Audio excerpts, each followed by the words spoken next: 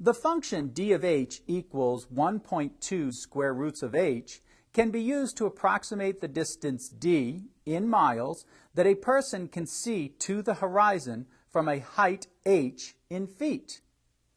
How far above sea level must a pilot fly in order to see a horizon that is 180 miles away?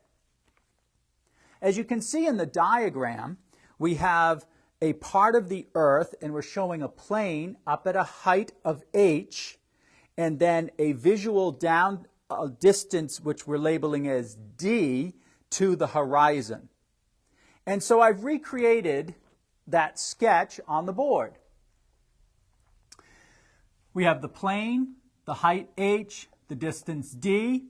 Our equation d of h equals 1.2 times the square root of h, and we're told that d is 180 miles.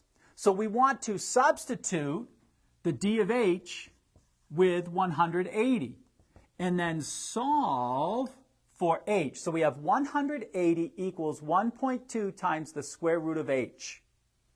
Dividing both sides by 1.2 will give us 150 equals the square root of h.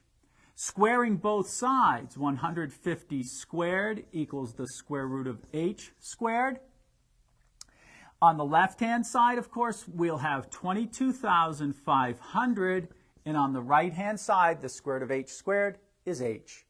So h, which is the distance for the height, is in feet, 22,500 feet. So the pilot